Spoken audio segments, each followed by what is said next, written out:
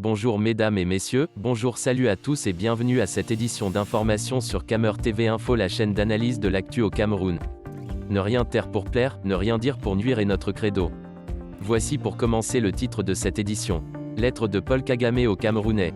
Cette vidéo est réalisée à partir d'une publication attribuée à Paul Kagame sur Facebook. Mais avant de découvrir l'intégralité de son contenu, veuillez prendre 3 secondes pour vous abonner à nos pages Facebook camertv.info et YouTube Camer TV Info.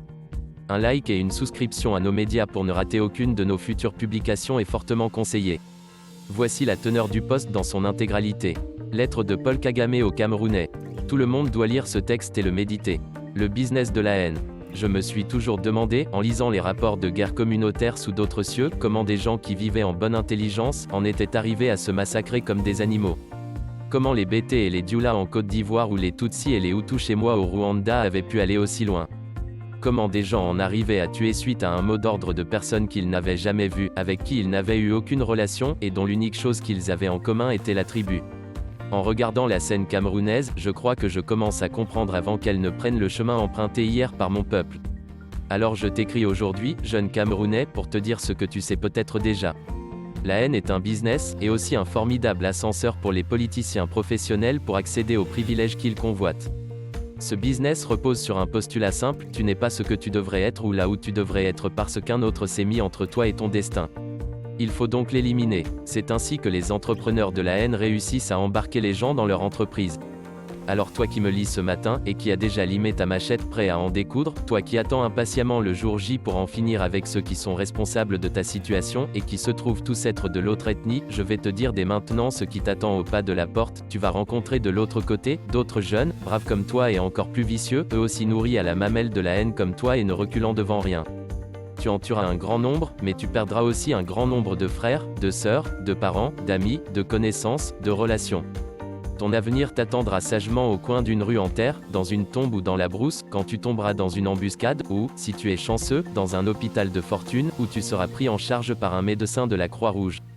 Tu auras le visage défiguré, les marques de la guerre bien visibles sur ton corps déchiqueté. Tous les jours RFI se chargera de faire le décompte des morts, en attendant qu'il atteigne le seuil qui déclenchera l'indignation de la communauté internationale. Certaines mauvaises langues disent qu'il commence à 3000 morts. Un matin, du fond de ton lit d'infortune, tu l'entendras dans le journal officiel, création de la commission de réconciliation. Et qui sera nommé à la tête de cette commission? Le même type qui t'avait dit que c'est l'autre qui est responsable de ton malheur.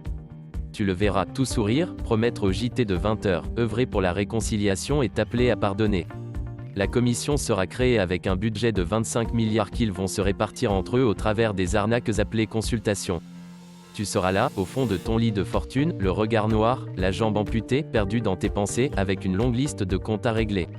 Mais là dehors la donne a changé. Tu ne peux plus massacrer impunément. Et même si tu le voulais encore, tu n'en as plus les moyens ni la force. C'est là que tu te rappelleras que, comme par magie, aucun de ceux qui t'ont mené là où tu es n'a été tué, ni eux, ni leur famille.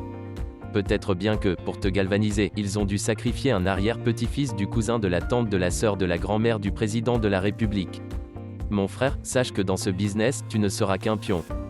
Demande aux Dioula et BT de Côte d'Ivoire, aux Hutus et Tutsis de chez moi qui sont obligés aujourd'hui de se tolérer, de vivre ensemble par les mêmes qui leur avaient dit que ce n'était plus possible. Pense à ces gens qui sont obligés de vivre aujourd'hui avec les séquelles d'une guerre qu'ils n'auraient jamais dû vivre, et qui sont obligés de garder leur frustration en sourdine, la rancœur plein le cœur, et l'avenir en pointillé. C'est ça que tu veux pour toi et ton pays? C'est ce genre d'avenir que tu veux pour toi et tes enfants? Sache donc que dans une guerre civile, il n'y a que des perdants.